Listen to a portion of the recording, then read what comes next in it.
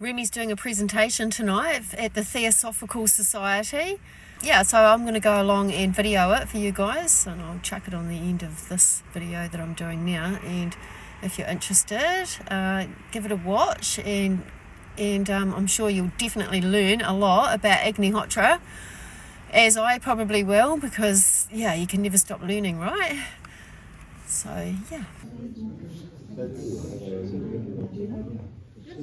It's really wonderful to see so many people here coming to this talk. I'm so grateful that you're here, and I hope that Remy, my good friend, and I can help you to understand things a little bit more.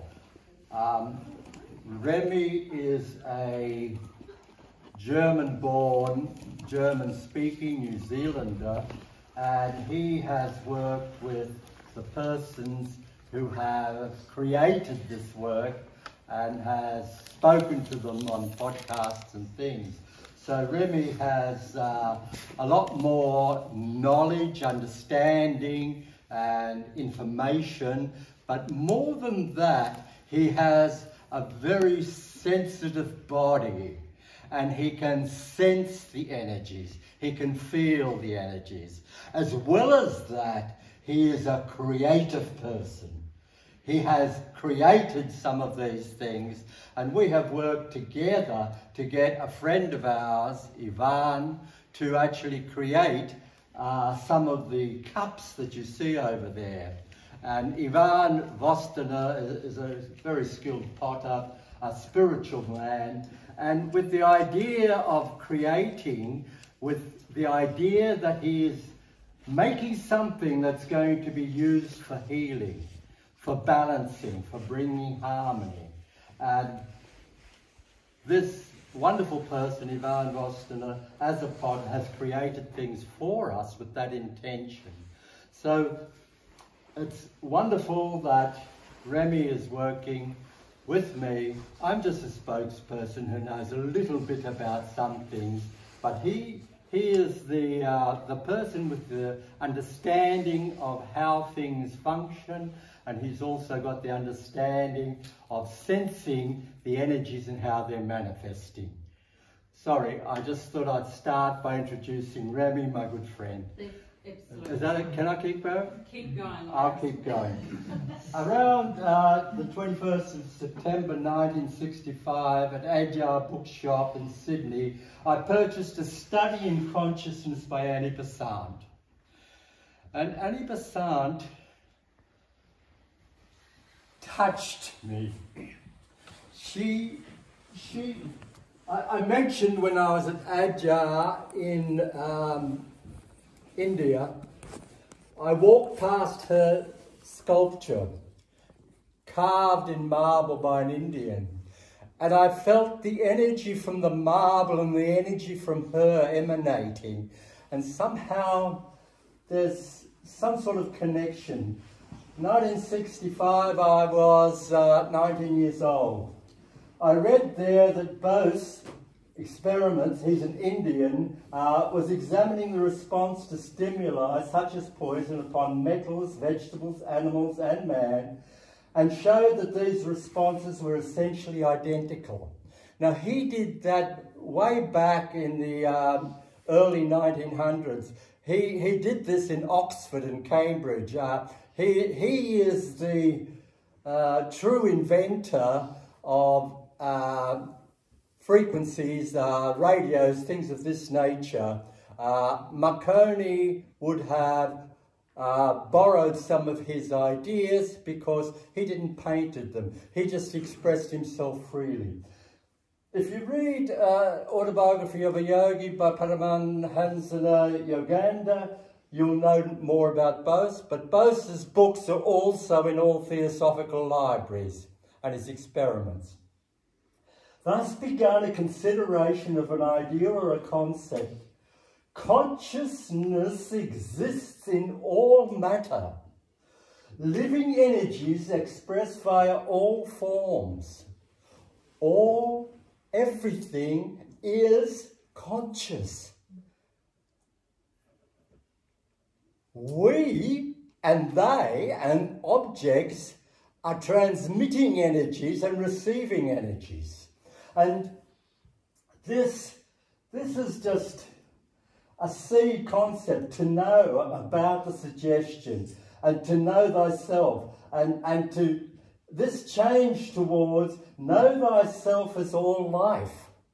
So knowing yourself is not just knowing your little self and your own being and your own person, but you in how you are reflected in others. You in the greater picture that you are part of this earth. You are part of this planetary system. You are part of this galaxy. You are part of the universe. And this is a seed that was planted as a living field, as a living understanding in me. Now there is comprehension. There is comprehension. Whoops, sorry, I've got to go up a bit. Then proceeded comprehension, development and expansion of this idea, right? So once you have this idea, you can start to expand it and see it from many aspects, many different aspects, 12 aspects at least, okay? Now, the tree, Cleve Baxter demonstrated the responsiveness of plants to human interactions and was examined. Marcel Vogel was working with a team of scientists in IBM, and he thought this was all bullshit. So he set about trying it.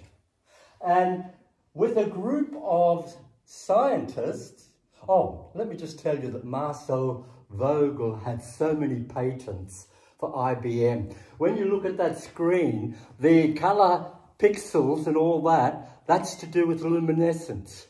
He wrote a book at 13 years old about luminescence with a professor. Those crystals, those colour crystals are like, that's how the TV screen works. That came about through Marcel Vogel's genius. I would tell you more, but I've been told I've only got a certain amount of time and I have many slides to go through. But I'm just giving you an introduction about what this is about, okay? Right. Marcel Vogel proved that he could communicate with plants. He was 1,000 miles away in Prague and he had a doctor in his studio in California. And he would send a thought to the plant and the polygraph machine would react to his thought instantaneously. Right?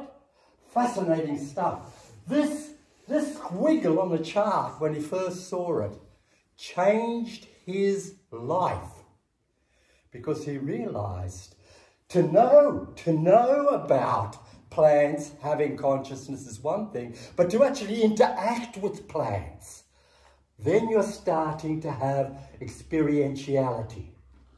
So it's not just a question of knowing something, it's a question of becoming part of that, interacting with that, having experientiality, receiving and communicating and interacting with it. Every thought, every feeling, is creating an energy that's emanating from you. And that is entering things. So the person who potted that cup, his feelings became part of the crystalline structure of the paramagnetic crystals and the Agnihotra ash that's in there. This is a copy by Lawrence Stoller of a crystal. It's in the form of the Kabbalah, the Tree of Life, an ancient energetic flow from the universe to the personal is part of the Tree of Life. And he designed this on the structure, the 3D structure of the Kabbalah. This idea came to him in an intuition or dream as a form to cut the crystal, thus to transduce energy, focus thought using the process, and healing with crystals became a reality with him. Now, when this is touched and squeezed, when it changes to thermal changes, it gives off energy, piezoelectric energy. At the same time, it's sounding a frequency. At the same time, it's carrying energy. In this crystal alone, you could put every single book in the not the universe, but exaggerate, or every book on earth, you could put the information and store it between the lattices of this particular thing because it's structured in a particular way. But more than this is shaped in such a way that it acts like a laser. But I'm not talking on crystals now. I'm just giving you an idea that Marcel worked with these, ground them, made them, and became intimately involved in using them and testing all of that scientifically. Oris, keep going. Marcel Vogel's my hero, okay? So I've got to stop because I keep going. Right. All of the 7 major crystallographic geometries found in nature can and have been exhibited in the formation of water, showing that it can act as a fundamental matrix for forming all patterns in nature. You're made up of more than 70% water. If you measure it from a point of view of molecules, you're made up of 99% water, and it's structured water, right? And when that structure isn't there, when the platonic solids aren't forming and modulating from one to the other through the work of a spiral, then you're out of harmony and you're not singing the song, you're not expressing things. And this is part of what this is all about. Essentially, knowledge became applied and used to enhance life. Marcel used his intuitive knowledge to create crystals to promote wholeness, wellness, causing no harm, but inducing balance and harmony. And this is the same thing that Remy, my good friend, is doing with this work.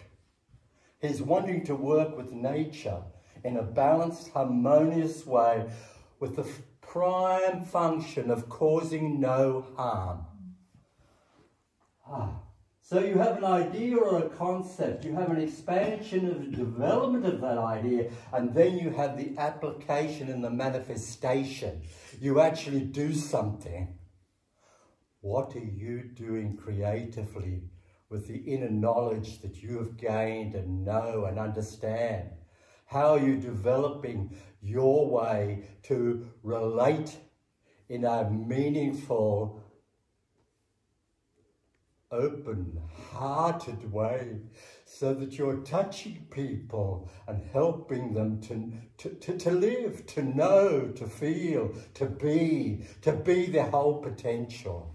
So somehow this is, it's not enough just to know things because you're a theosophist or you're a philosopher or you're a scientist or anything like that. How do we do things in a way that's helpful?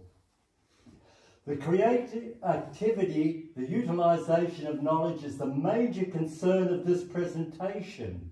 The movement from knowing about something and living it has to become a human practice. To help you within this presentation, I will be talking about the formative creative principles which enable you to use the dynamics of orgone energy, and these will be explored. And that's what I'm trying to do. Whew. That's part 1, introduction. Any questions? Right. Thank you for listening. Whoopsie. Whoopsie. Whoopsie. Put your glasses on.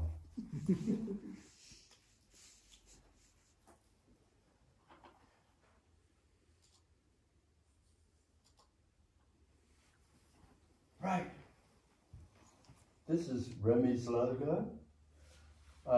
We are the Southern Lights Centre But as a meditation school, our original name, and the name that's still in my heart, is that we are part of Christ College of Trans-Himalayan Wisdom, and that is our logo. Orgon is the same thing as ether, the same thing as prana, the same thing as forms of plasma. We are concerned with assisting nature. We are concerned with how the energies of the cosmos, the cosmic energies, the cosmic rays, reach Earth, and then through solar flares come to the Earth. We're concerned how these energies are causing movement, change. We're concerned about inducing motion flow, which allows transformation. And where there isn't motion, there's stasis, or there is a certain stagnation, a certain stillness, a certain lack of movement. Everything is in the process of receiving and transmitting and moving and changing. And too many of us, and that includes me, and even now as I get a little bit older, we tend to want to cling to similar ways, and we don't open in gratitude to receive the new things that are coming down, coming into our consciousness. And we often waste our time in mindless endeavour, drinking the 7th glass of beer, or watching a football game or a boxing match, or doing something that's mindless. So somehow, how do we connect with this motion, this flow, this transformation, this life force? And as this life force flows through us, works through us, how does our consciousness work and open to the information that's coming? How do we act when this life force starts to put us in a state of coherence, a state of unity? And this is like a unity where we're in harmony. It's almost like a resonant entrainment with something. And this is part of what is true living. This is what beingness is about. Ren, do you want to add anything? No, I think it's right. Esoteric healing, page 362. Prana is energy accompanied by consciousness. It carries information. There's a pattern to it, a geometric pattern. All is consciousness. It must be increasingly borne in mind that there's nothing in the created world but energy in motion, and that every thought directs some aspect of that energy. Every thought that you have directs that energy, but always within the sphere of influence of some greater thinking, directing energy. So we have a monad, we have a cosmic being, we have a higher state of consciousness, and we direct energy within a unification with that. So there's the cosmic aspect and the human aspect, and there's mutuality and reciprocity. Is that making sense? Am I using words that are too... Right.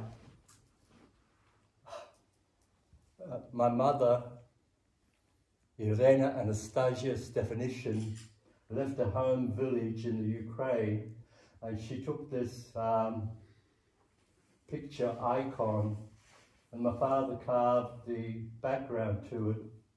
And that's one of the very few things that I have that belongs to my mother.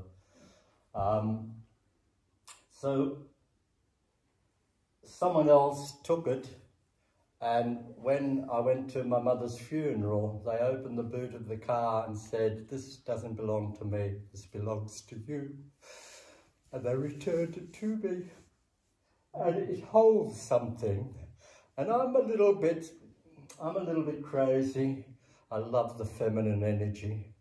I love the Divine Mother. I love all women, but I also love all the feminine in men as well. I love humanity. But that's important, because that carries an energy, and you have things that carry an energy. And Psychometry by Jeffrey Hodgson would perceive that energy. Right. This is a spiral in silver, and it's closed in the four ends, the three ends at the bottom and the top. And this has heavy water or structured water inside it, and it's a spiral. And this is one of the instruments that links with our work here, and it is a basic principle. The spiral is a basic principle, which is part of the hourglass shape that's within a torus.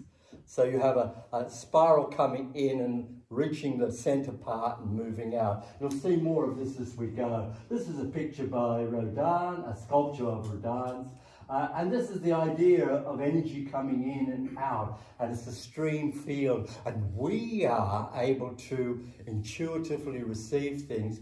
But more than that, what you emanate out, what you radiate out, is going out to other people and touching them.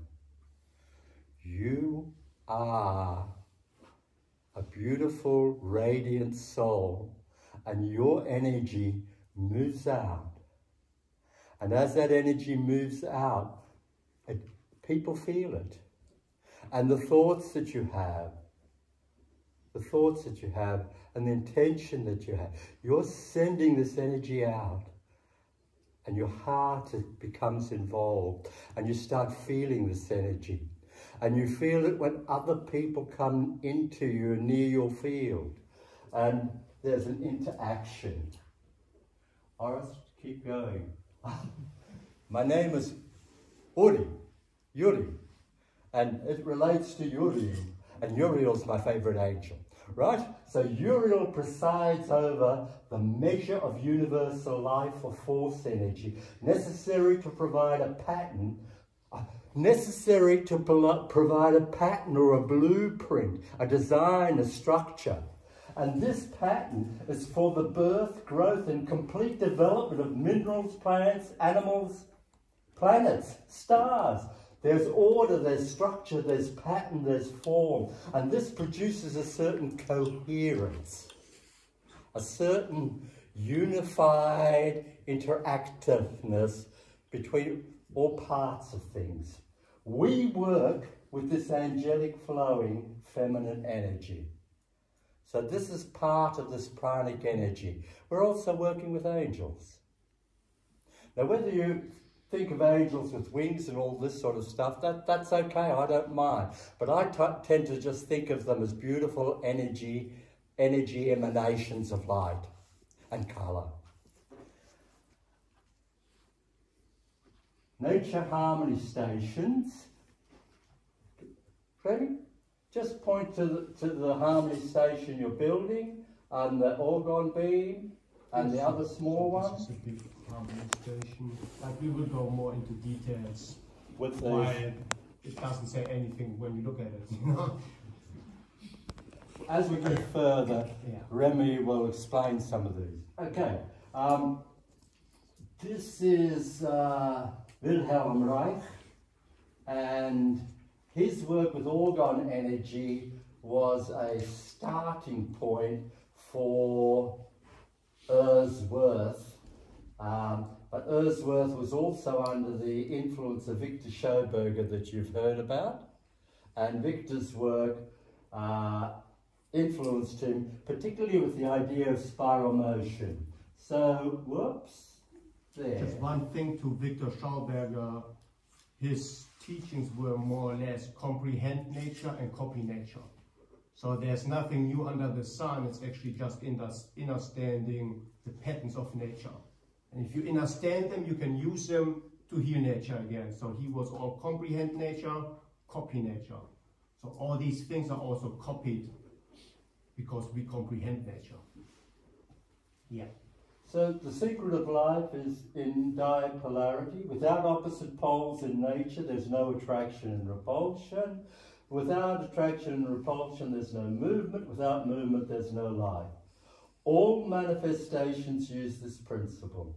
There are two natural modes of opposite hyperbolic spiral motions, centrifugal and centripetal, curving in, curving out. And this is a spiral that's used in radionics, and the spiral in copper becomes an antenna, receiving and transmitting frequencies.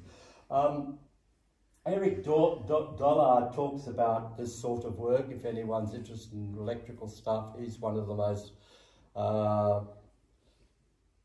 knowledgeable and practical persons that's experimenting at this stage. But Marcel also used a coil in connections with these to generate certain effects. Some of you would be aware that Victor Schauberger's work was utilised by the Nazis, by Hitler, and he created a vehicle which was virtually like a spacecraft, sort of thing. And after the war, all of that stuff was taken away to America, and Schauberger went there, but they didn't pay him for anything. They just got all of his knowledge and then sent him home penniless. But he was inventing things of that nature, right? And this dynamic spiral is also part of the Schauberger work that Dan Winter works with. Any of you know Dan Winter's work? He's been working at Ballina, but he's now in France. And he's been working with certain spiral things to cause spiralic motion. So your heart is beating and your arteries are in a spiral, like rifling, like it turns a bullet around. Well, that's the sort of thing. He induces that, and when you induce that, you're actually structuring water.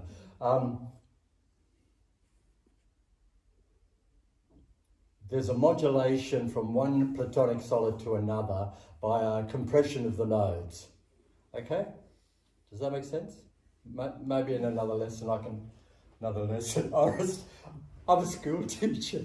I taught art for many years, so it's okay, I'll keep going.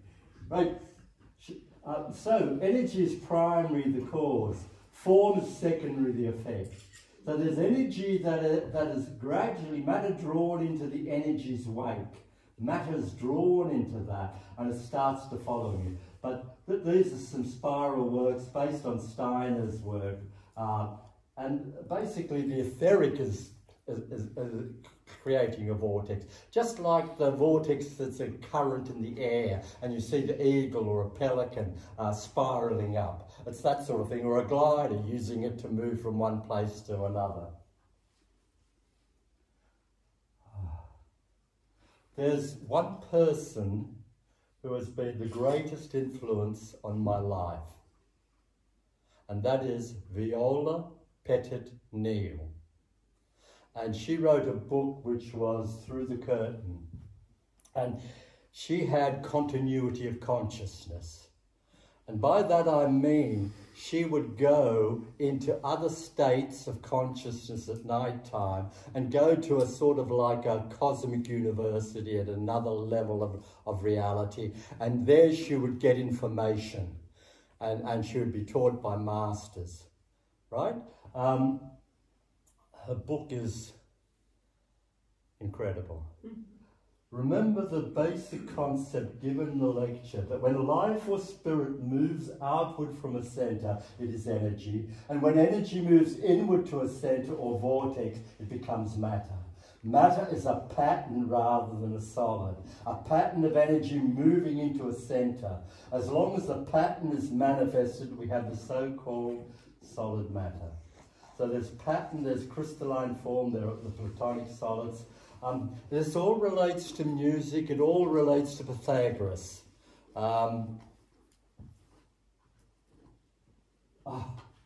There she is. And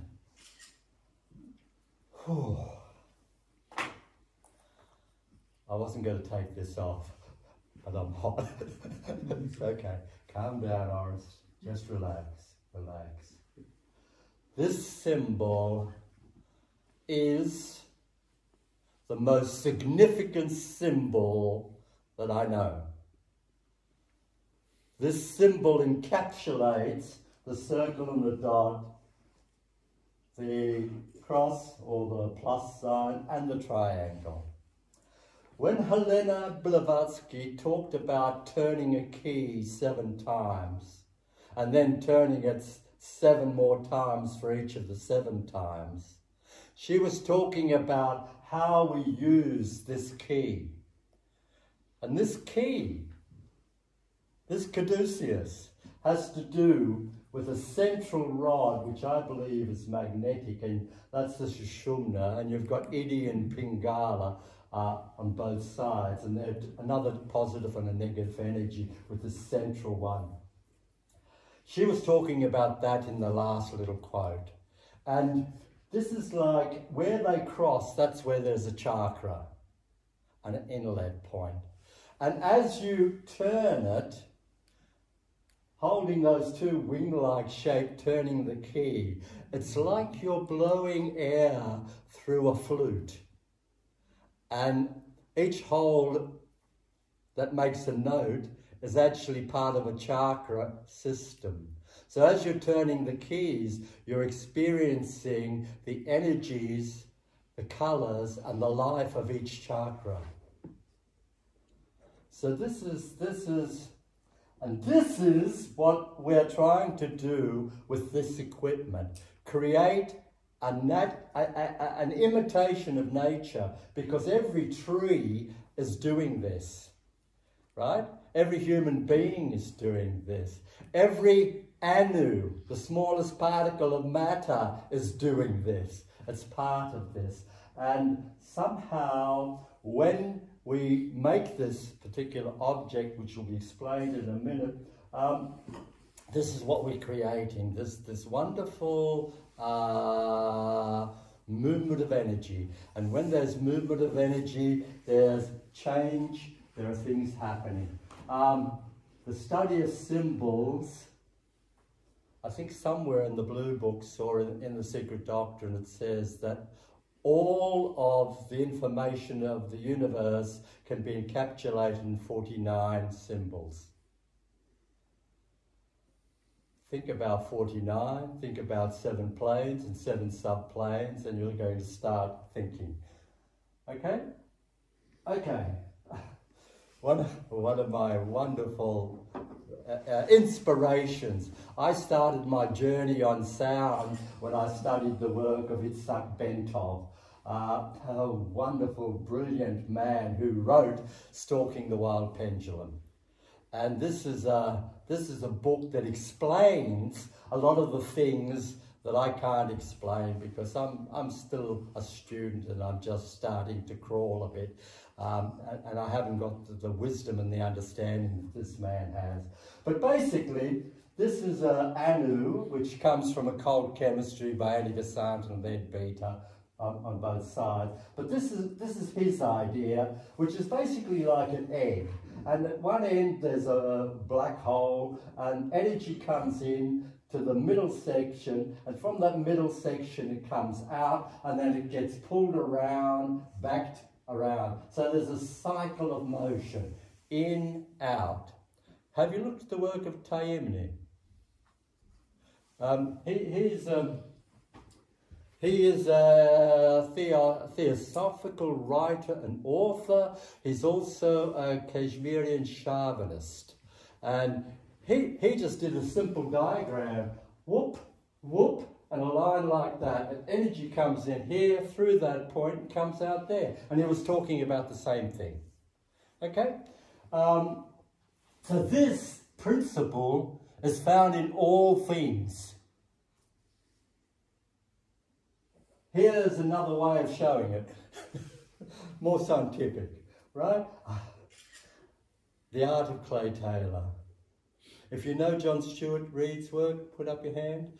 John Stuart Reid has done the CymaScope, and with the CymaScope, he had, instead of having a cymatic representation of a pattern on a plate. He did it with water, and the water formed a sphere. And in the sphere, as he put in a certain frequency, there was a pulse, an impulse, a cyclic frequency. And from that was Clay Taylor, who's a musician, a scientist, and one of the most brilliant writers.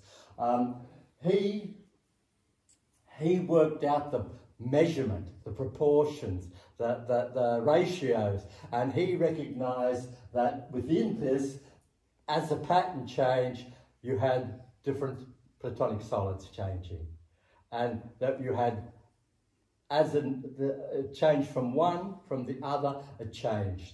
When I was a young man, I went to a Steiner school, and the fellow gave me a bit of clay, and I had to make a sphere, and then I had to pat it into a cube. Then I had to pat the nodes or the corners of the cube, and I changed it, and I kept doing that, and I went through all the platonic solids.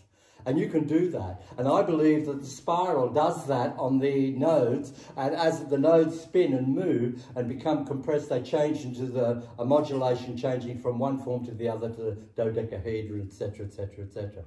And that is part of the rhythm of life. Oh, so these are the ways of talking about the spiral, the energies, centripetal, creating the various things. This is another one with various symbols from various cultures, which are talking about this in Cosmic Mind of God by Gordon Plummer. He talks about Thor's hammer.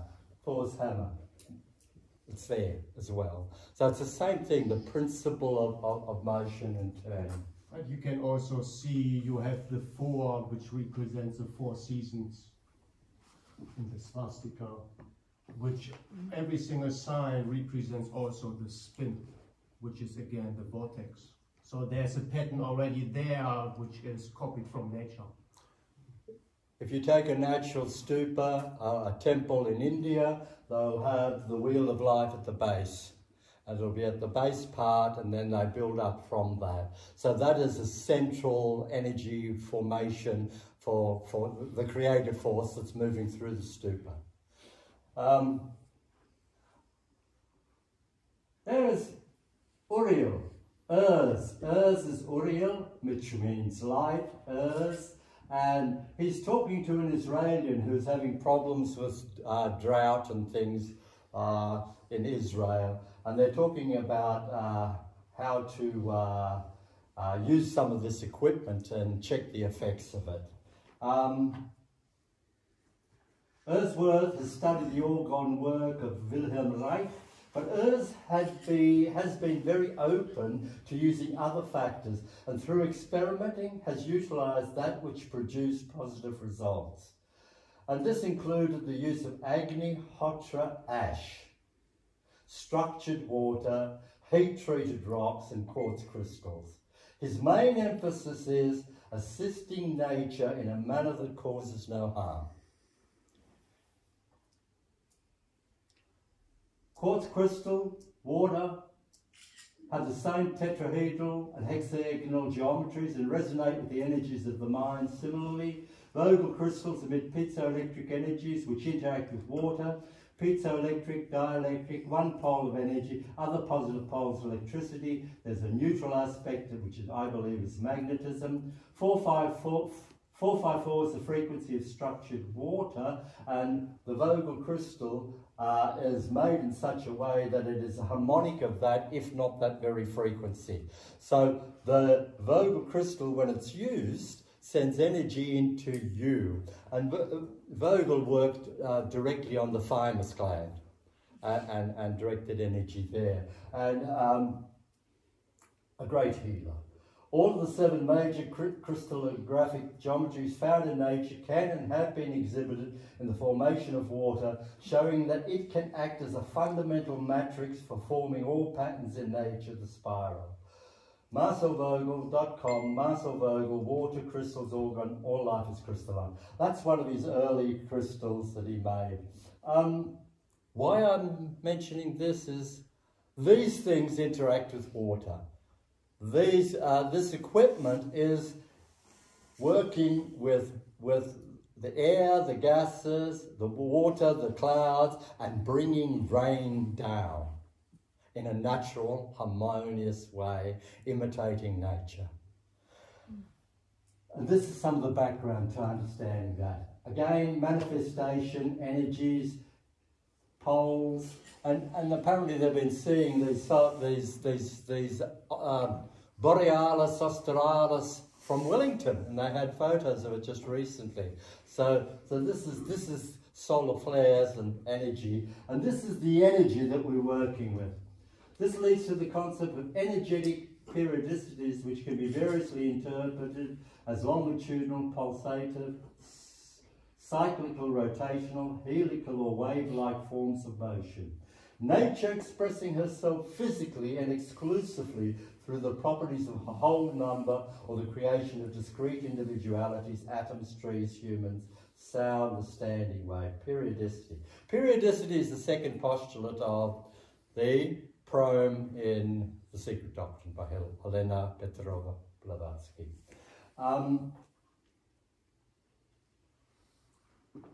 Just getting some ideas there. So this is a cross-section of an orgone accumulator showing its laid constructions. You have 3 insulating layers of high dielectric composition. This is quartz. Quartz doesn't allow electrical energy to pass through it as straight electrical energy, but it allows piezoelectric energy to come through it, right? So quartz allows dielectric energy to flow. No,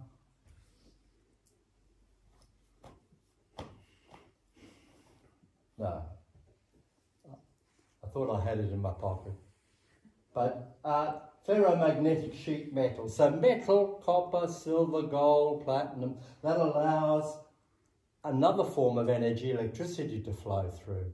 So one is contrary to the other or in balance to the other. Steel wool layers, the final high dielectric exterior layer. He constructed the first device to accumulate orgone energy, a 6-sided box constructed of alternating layers of organic materials to attract the energy, metallic materials to radiate the energy towards the centre of the box. Patients would sit inside the accumulator, absorb the orgone energy through their skin and lungs. The accumulator had a healthy effect on blood and body tissues by improving the flow of life energy and by releasing blocks. This is the beginning of working on the nature harmony. So when you just see the station and you see the box, this is more or less copied from the box. So it's a layer of organic and inorganic materials, but it's not a box where you go in and sit in. It has a pole, which has an entrance and an outgo. So it's sucking energy in, you put it in water, it acts like a tree. So it acts exactly like the box there, it creates pressure. And this pressure creates a vibration and resonance, which is a healing energy. And in the box you go in and you sit in, but it vortexes. So yeah, if you go further at it, I can go more into details. So there's a box with some of it happening. Trees act in the same way as this. I haven't got the understanding or a sense for detail. I tend to want to have a synthesis, an understanding of a greater picture, and then I let the others fill in the detail. But I know when something has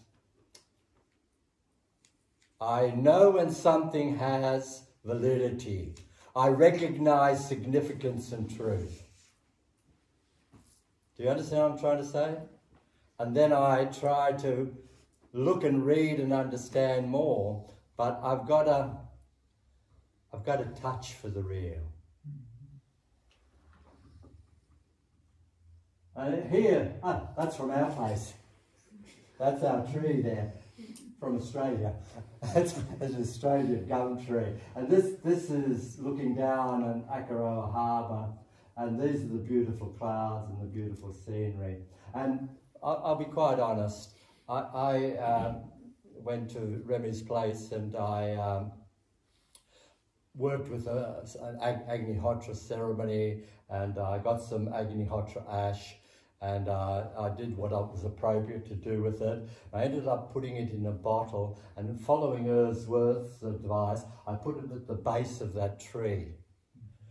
And the tree, prior to me doing this, was starting to lose its leaves, look a little bit shabby, and wasn't quite happy. And much later, not much later, but months later, people came and said, "Lord, that tree is really shimmering. That tree is really filling out." And not only that, there'd be 9 wood pigeons flying into the tree and other birds, and the little birds going up because the tree was in bloom, and they were going up there for the nectar and things. So somehow the life of the tree increased because I'd done that. And that's part of working with Agnihotra, and we'll be talking about that shortly. But I had to prove that it works for myself. I'm a Thomas, but I'm not a skeptic. Now, this is what it's about. This is abcnews.go.com, geoengineering technologies, combat climate, blah, blah, blah. These geoengineering technology could help combat the climate crisis. Okay, what did the scientists do? If you read Suzanne Joy Renison's book, 84% of the atomic explosions that went off in the ionosphere, right? What in the dickens were they doing? Is this working with nature? Is this understanding what things are happening? Can you hear what I'm trying to say? Science is blindly manipulating things. I won't go into all the areas, but basically, you've heard of HAARP and things of this nature. So basically, we've got to move away from this and work with nature and work with the natural energies and restore our respect for nature and for trees and plants and animals, and work with an understanding that causes no harm.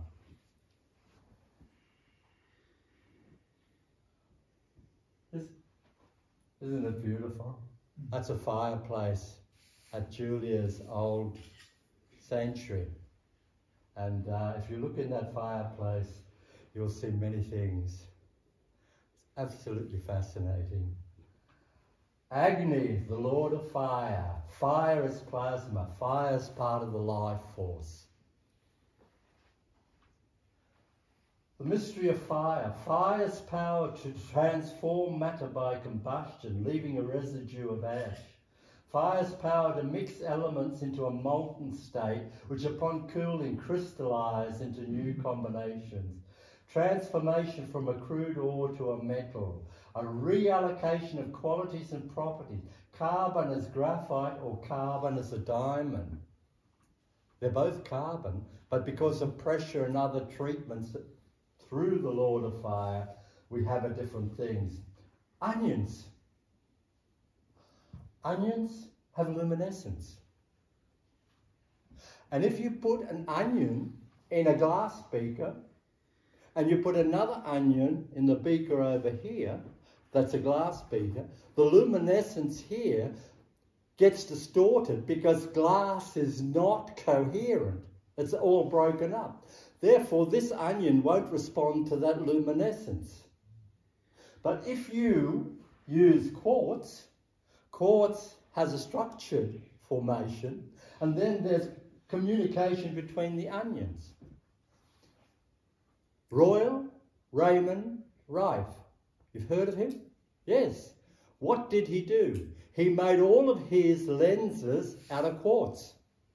This allowed certain types of rays of energy to move forward and through, and his particular electronic microscope, or whatever the big thing for looking at small things, he was able to see cancer as a living virus type thing. And then he would play the opposite sound or frequency, and that would kill the cancer. And he cured 32 patients. And the medical establishment shut him down for various reasons. But that's dealing with the property of something that's coherent, something that's structured, versus something that's unstructured. And we're just beginning to understand that. Right, real actual changes is restructuring or organisation of elements. And this is what I call as alchemy. Agnihotra. Remy, you want to go through that quickly? Yeah, I don't think anyone is familiar with Agnihotra. Or? So Agnihotra is Ayurvedic fire practice, which is very important. It doesn't belong to any religion. But like there's a good saying there's no religion higher than truth, which is the truth. And with this fire, they actually went to universities to make the proof visible, scientifically understandable. So in Germany, they do it actually since 40 years on a basis working with universities together to prove the facts. Not just saying this is a fire, it can reduce stress, clear the mind, improve health, help overcome addiction, nourish your garden, purify water. It seems too good to be real, but it is real and it is proven. And I come from Germany and I love the scientific proofs of it, because the unseen is very hard sometimes to comprehend for us. So if you then have scientific proofs, it makes more sense for the people to believe you, which is a fair step. I'm exactly the same. So this fire practice, I think over 20,000-30,000 people worldwide are doing it. And what they do with it is they harmonize the atmosphere. So you heal the atmosphere, which is this informed field, and the atmosphere in return heals you.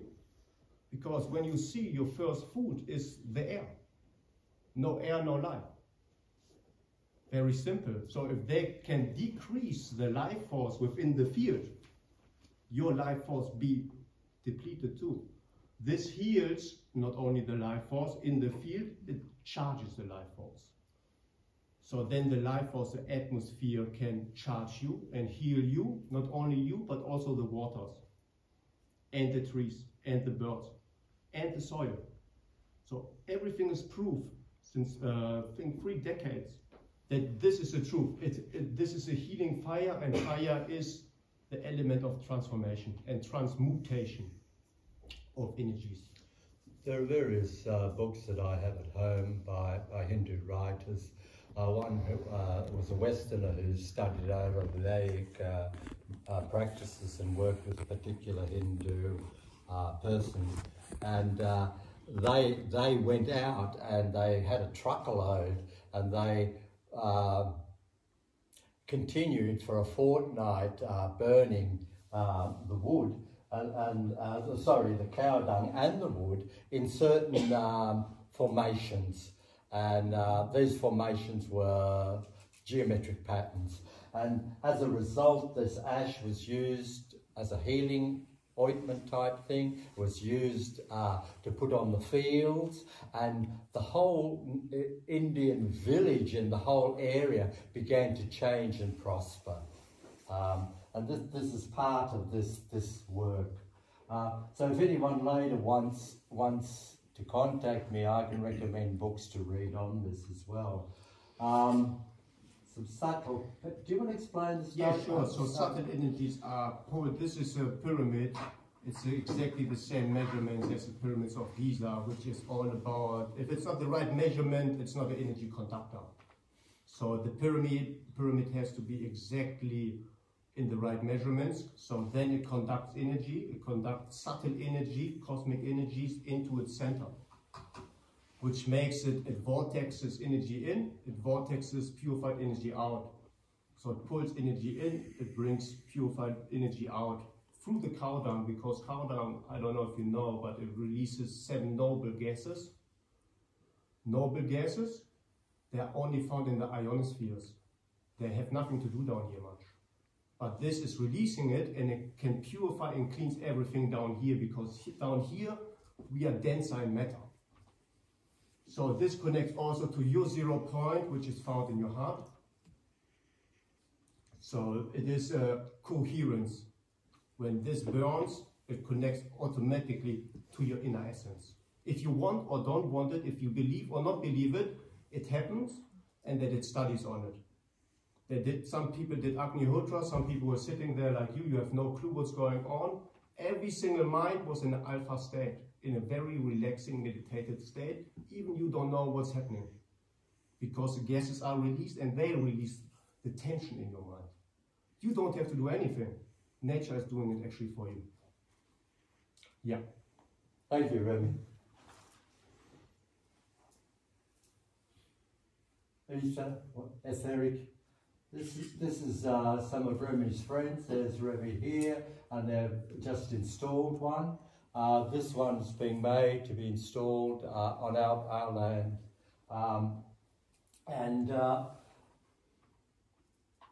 Combustion.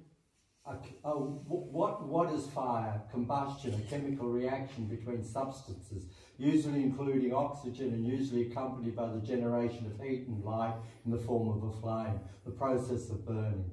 So this is the sort of definition you get from looking in the internet. It's the chemical versus the etheric, the crux of the distortion of emphasis. It is that, I agree with that, but what they don't say, that fire is a form of plasma. Plasma is essentially prana. It's actually the fourth etheric. A degree of concentration or density of substances in an active interaction. That came to me and I just wrote it down. So somehow we are not getting the truth through the media. We are getting a version that's based on materialism and not based on energy and energy manifestations. We are not, humanity has been conditioned over a long period of time, and they've come to depend on the conditioning. And they need to open themselves up to the new information that's coming in, the new voices that are speaking, the young people who are inventing new things now, the different people around the world. There is an awakening taking place. And I was just thinking, Oris, that the Agnihotra ceremony has been done for thousands of years. Is that not so? Yeah, exactly. So it's the old is recycling back.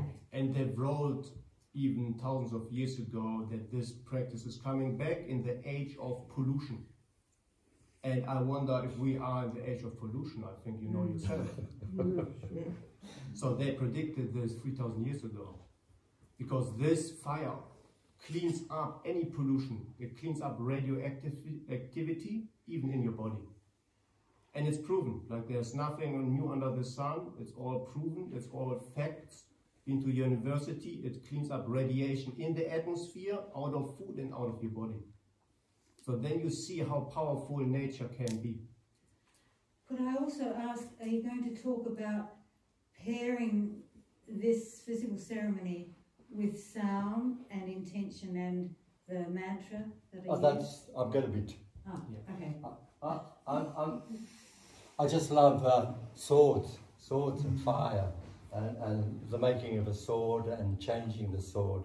I had a samurai sword and I used to practice Aikido, and I trained with Sensei Sagano in Aikido, and that's when I learned to feel the energy, and feel the energy in the end of a bokken, and then feel it in your hands, and doing key exercises that Tohi had done. So you started to feel the energy, then investigate the energy in all sorts of ways.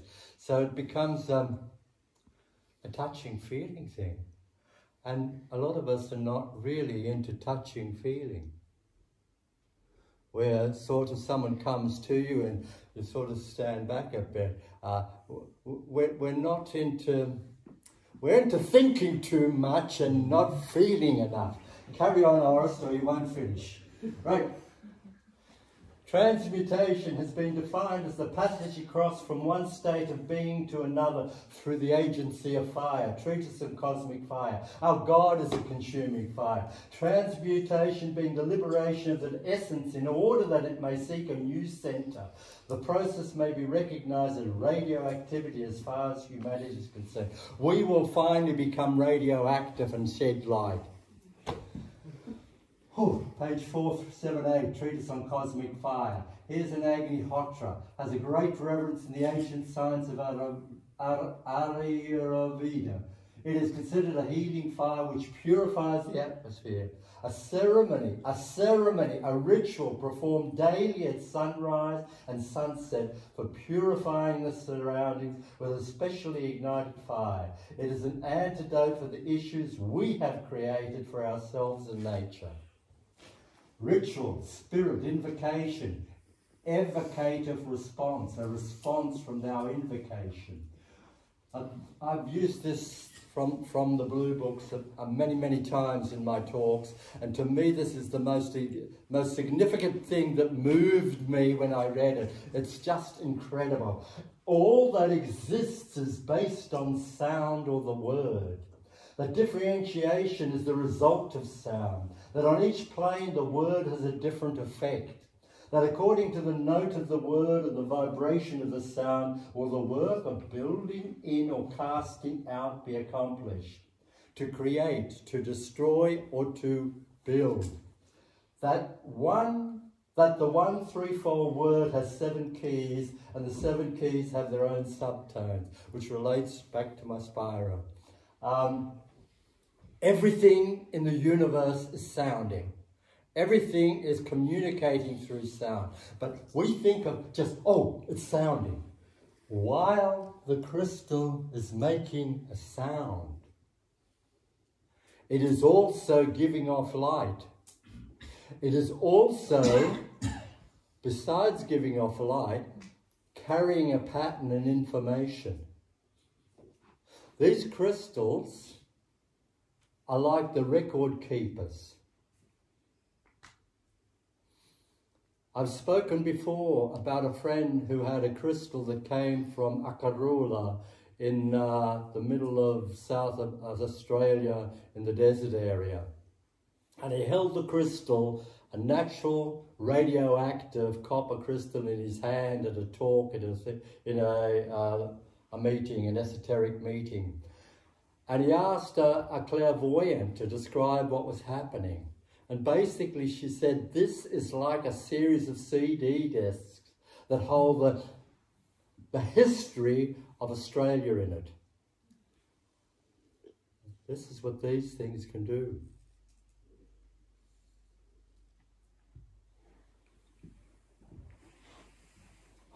Carry on, Horace. Cymatics. But this is the cymoscope, and these are the nodes, and when they are put together and measured, you get the platonic solids. Sound made visible through the cymoscope. This carried on the work of Hans Jenny. The following mantras are chanted while performing Agnihotra, and these mantras are in Sanskrit. Surayaya Svaha, Surayaya Idam Namama. Prachapate Svaha, Prachapate Idam Namama. It's ritualistic. When cymatics looked at the Sanskrit writing, the letter came out on the form.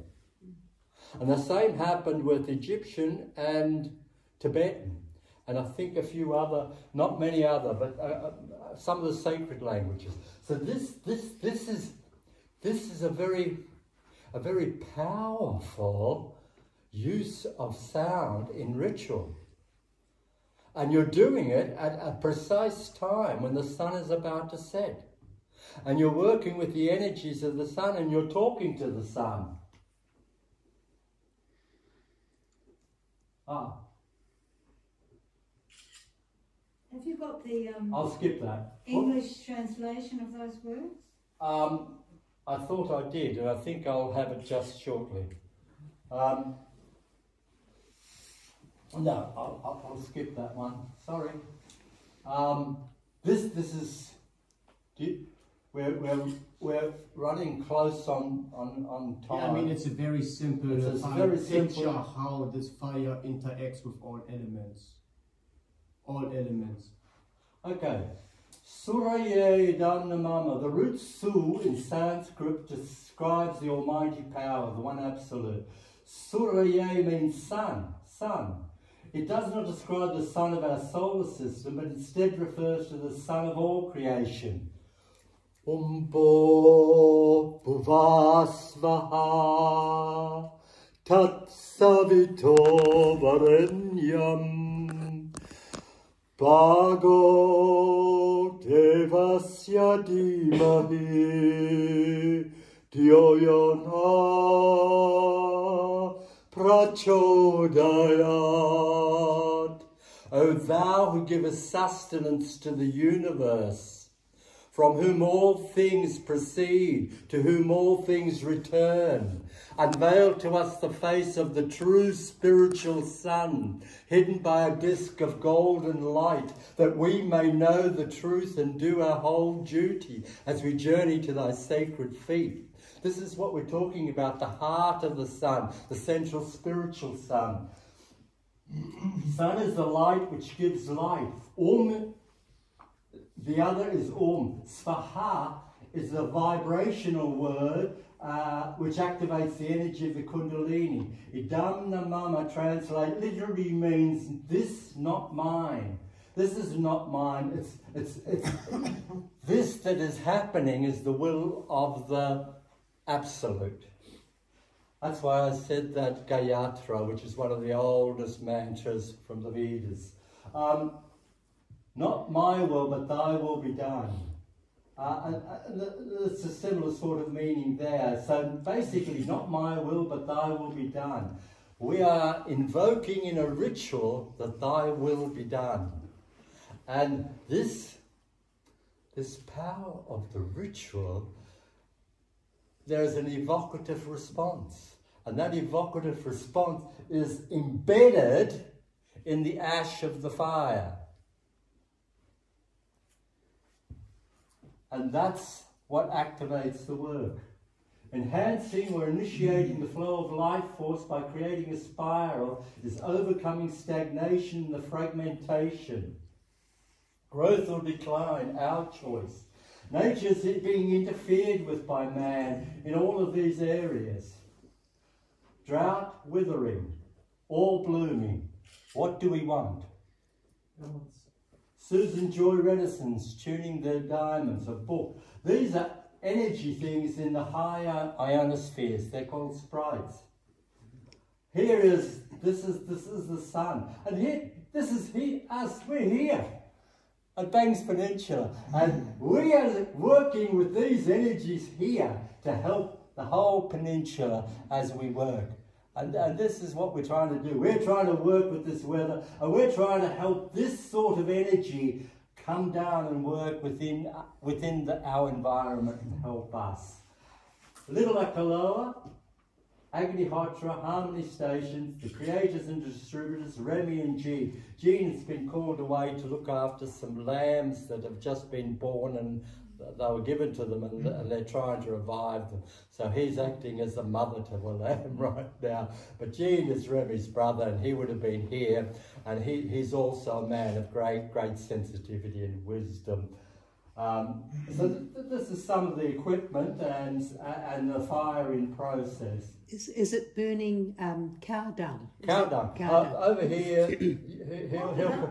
he'll quickly go I over can that. pass some cow dung to you. Yeah. You can smell it, don't Yeah.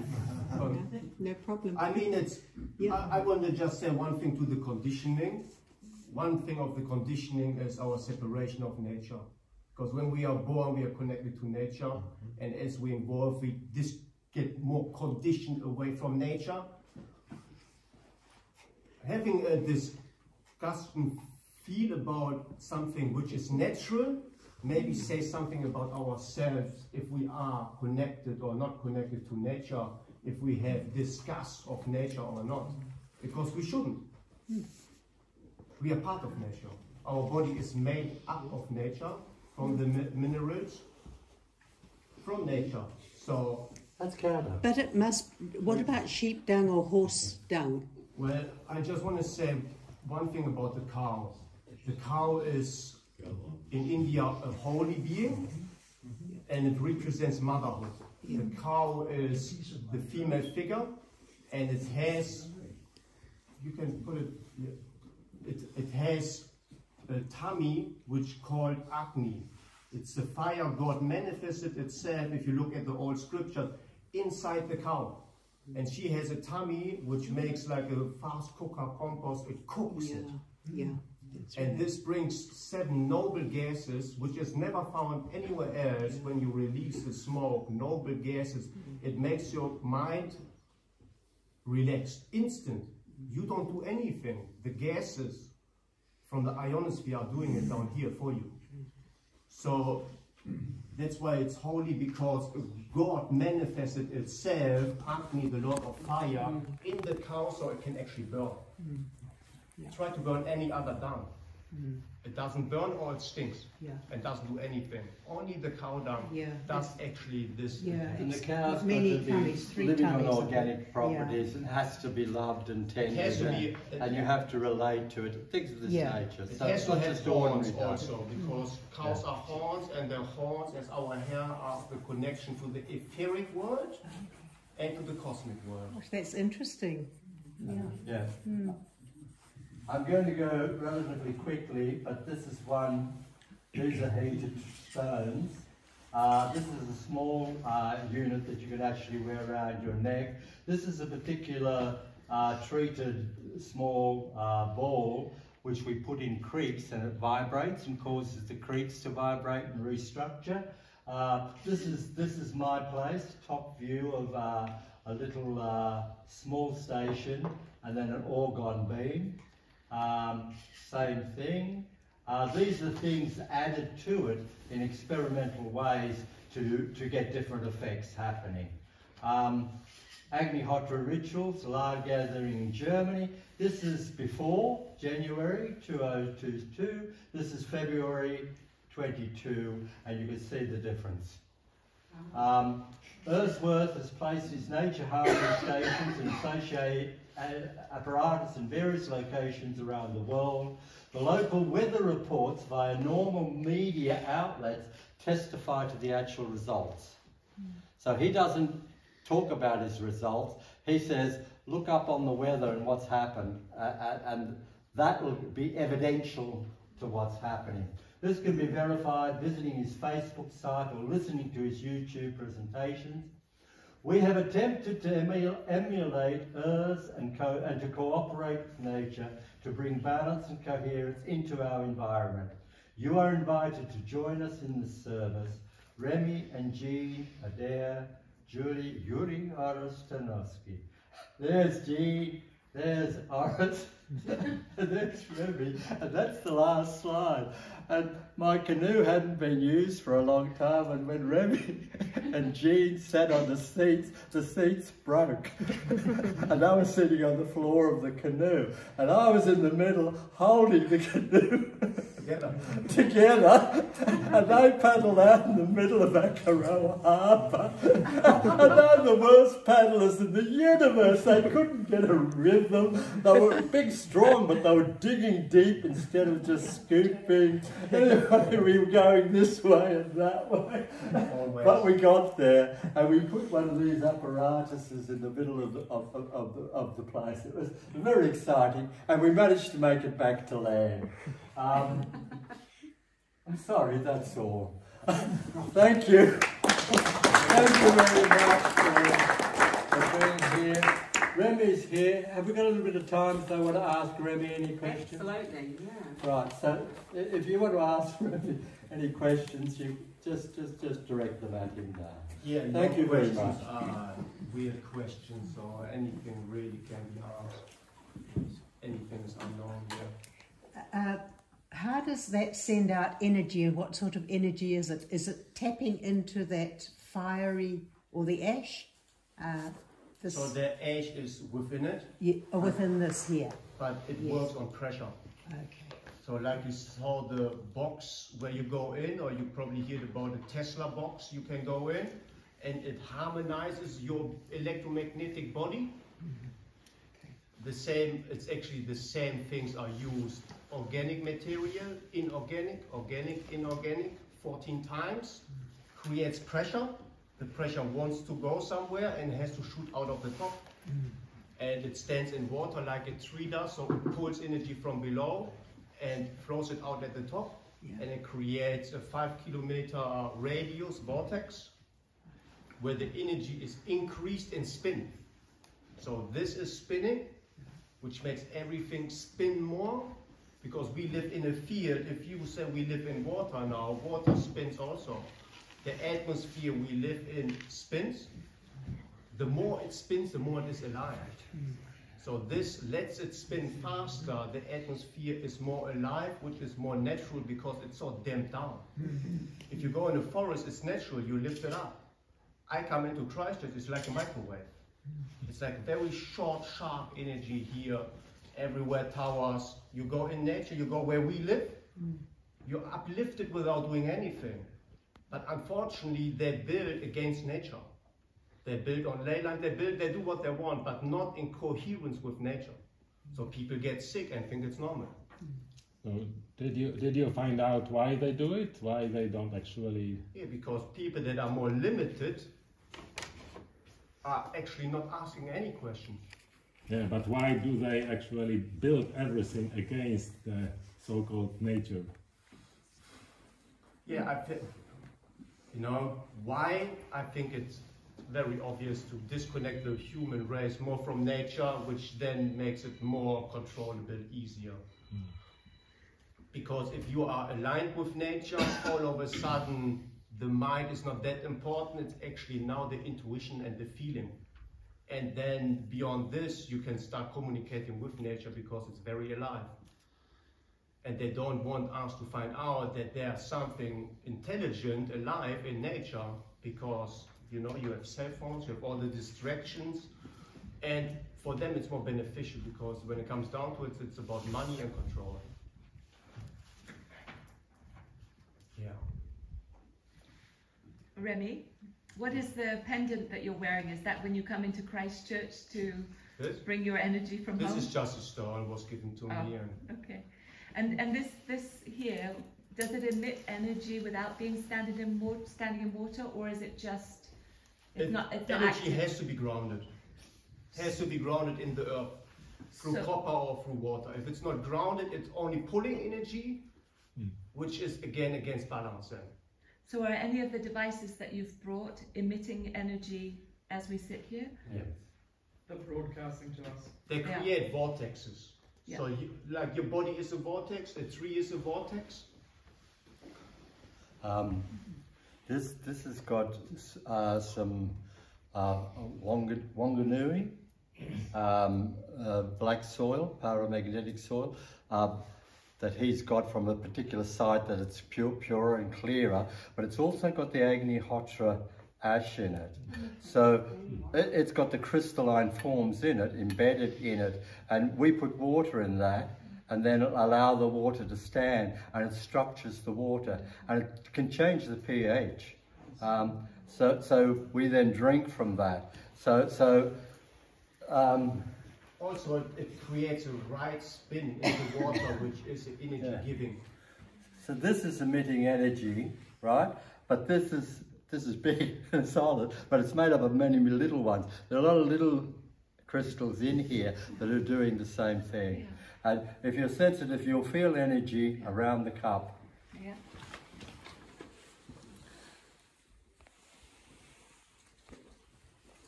So you could put fluorinated water in that and it would restructure it. Yeah, exactly. It restructures mud water. Nature doesn't care because it can reset itself through spiraling. Through spiraling, it creates a 0 point, and the 0 point is a reset point. So a lot of people, for example, sleep on water lines that are left spin and they get drained all the time, don't even know why, or the building is not in coherence with nature, they get drained all the time, don't know why, because the internal waters are not structured anymore. They don't spin the right way either. So then the body is completely out of balance, and then it gets blamed on everything, and you go to the doctor and ask for help there. But actually in nature, they are the answers. And in Germany, I have to say, in Germany, they work so close with nature, they get a lot of information from it, build something out of it, so it heals the human frame. Because the human frame is very out of balance, you can say. Compared to the animal kingdom or to the element kingdom, you watch at the human race, sick-wise, it's through the roof. And then we have to ask why. Why is it not happening to cats? Why is it not happening to dogs? What is the story here? Because we are so far away from our own natural state. And all these things help to restructure our internal water, because if our internal waters are healthy, you don't get sick. Yeah. The Tibetan bowls, they let out a beautiful sound. Yeah. How does that affect the atmosphere, or is it just... Through vibration and sound, it heals. Yeah. It creates a field as well. Right. It creates a field. And what you have, if you listen to a bowl, is harmonics. Yeah. And the harmonics are like a whole series of notes above it. So from a fundamental note, you've got 132 overtones, Yes. right? And that's causing the spiral. And as you go higher, it's coming to a point, right? And from that point, then it moves out in an enormous way. So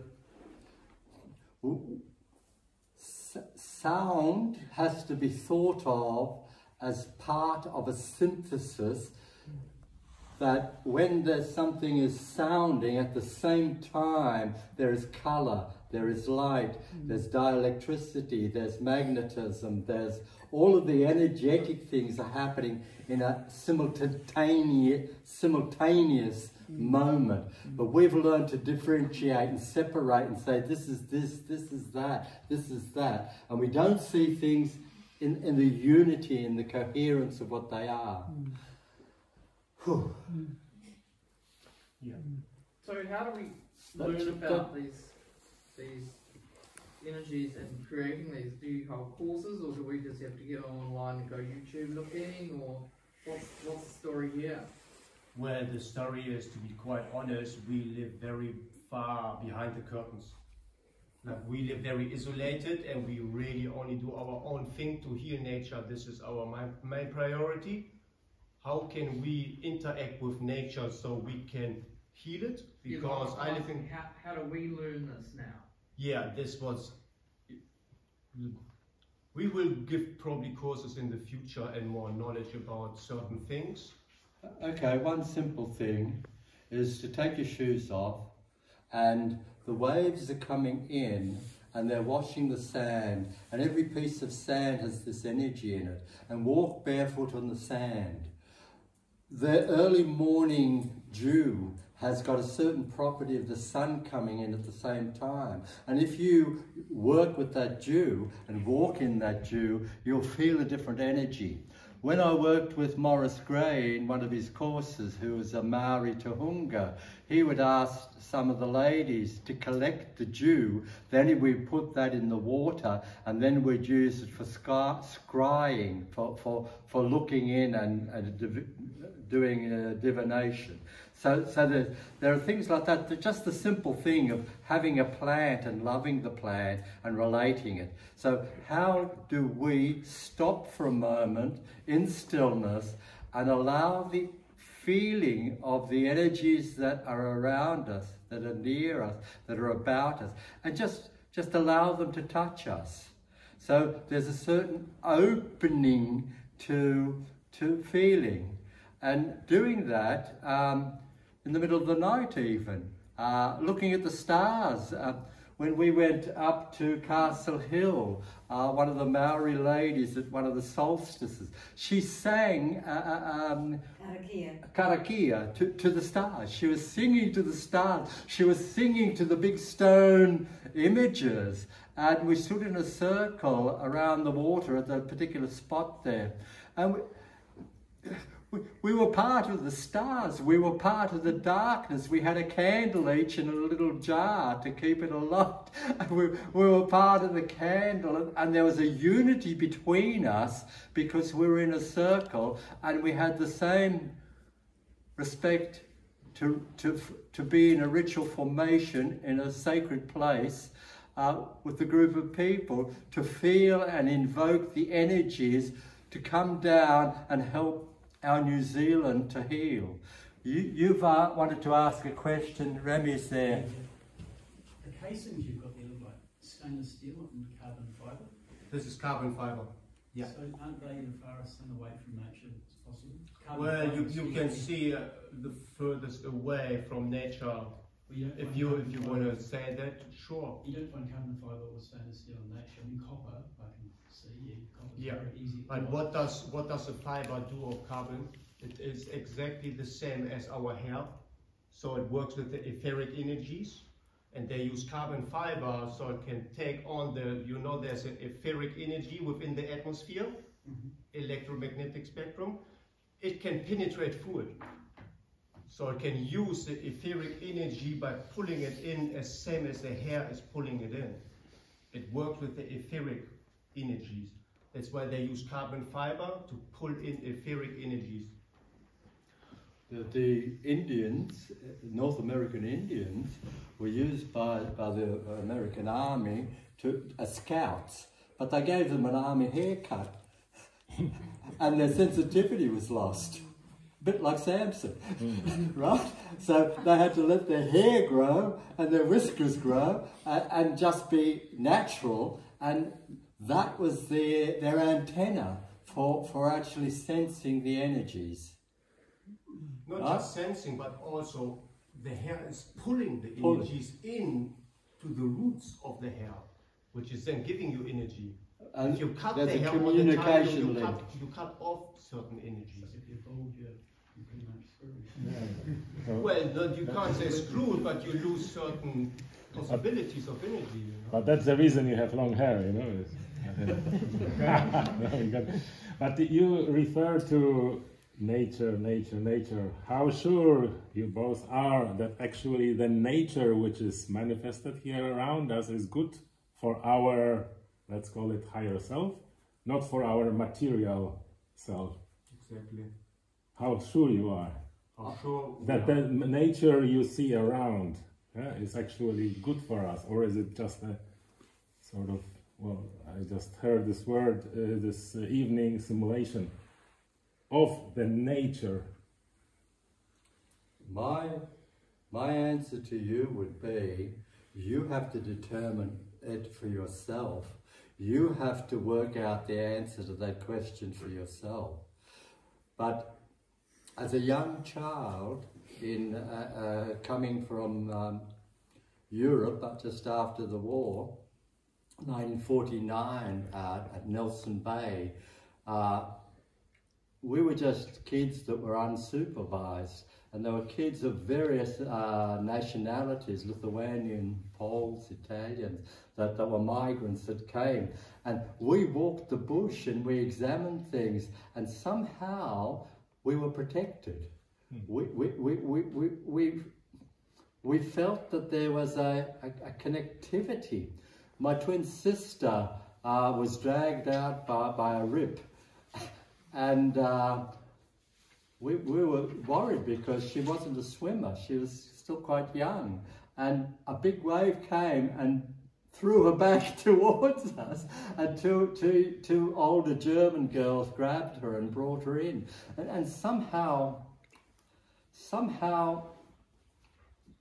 okay, the Tugela Falls are the greatest falls in Africa, and they're part of the Monte Sources, and I was walking on the Tugela River, and I was about from here to there before the land sloped like that, and the stream was solid ice, and this was a slippery dip, and if I'd walked one step further, I would have been dead.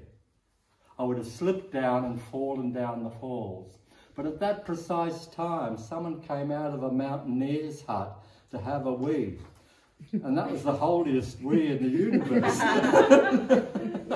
Because we looked at him and said, "There's the hut." It was pitch black. And we walked there. And next morning when we looked at that, now I've been in situations like that where I deserved to be dead because of my naivety, stupidity, and lack of understanding of things, but somehow nature has touched me. These people are from Africa. They probably know Botswana and the Kalahari Desert. Botswana and the Kalahari Desert, and the wonders of nature in Africa, and you've got to feel it. Open yourself to feel it, and you feel whole, you feel full of energy, you feel alive, you feel exhilarated. I'd like to say one of the laws in Theosophy is the law of correspondence, as above, so below. And one way to link the higher self and the lower, or the material world and the abstract templates for the material world, is through recognising the golden mean, Fibonacci ratio, as being central in nature. So it is a pattern, and we also look at, as David Bohm said, things come from the implicate order to the explicate order. So things come from above as templates or patterns, and then they manifest in the physical. So that's the connection between nature and the higher self, as I see it. I hope that helps. Yeah, what you refer is the phi coefficient. Pardon? The phi. Phi, yeah. Phi. Yeah, phi. Yes.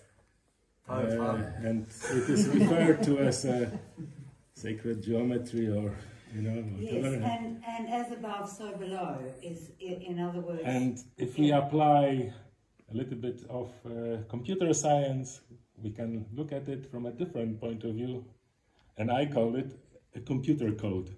So basically all this simulation, all this nature, is done in line with this coefficient. Yes. Everything, yeah, even this is phi, yeah. That's right. This is phi, this is phi. Yes. Yeah. So it says. So it's a computer code. It's done generatively. You say a computer code. Yeah. But I would say sacred geometry. Sorry, Julie. Yeah. I think what we're talking about is the idea of a universal consciousness that has created through what turns out now to be a computer code. Yeah, and I think just to add this very right, our company is called Golden Ratio, so we have the understanding of pi and the spiral. And I think also everything here has a blueprint code. It's all coded, but we can code also. So with this technology, we can code the field. We can make patterns. We can structure patterns, which then means you can code the informed field. This field is free to be informed with information. Light is information. Light carries information. Light is a frequency. Yeah, with information in it. Yeah. Because when the sun hits us, we get a certain information from the sun. Yeah. So light carries the information. And all these tools, they are used to inform the field into a harmonic state, because it's so far from its own harmonic state. When you look at nature, it's away from its own rhythm, because it interferes with it so much. But is the sun, or is it a relay from Sirius? Well, you know, we can go very deep in this topic, but I think for now, looking for answers, we have the responsibility to look for solutions and not for problems. And solutions are, how can we go in a heart coherence to heal nature, not out of the ego or I can or I want, actually go in coherence with it and see why would we need to heal it, because people are destroyed it. And it was not my generation, it's not the last generation, was not your generation, but it happened. Now, we have to clean up the mess sometime. And we start by harmonizing ourselves and harmonizing nature. Becoming one with nature.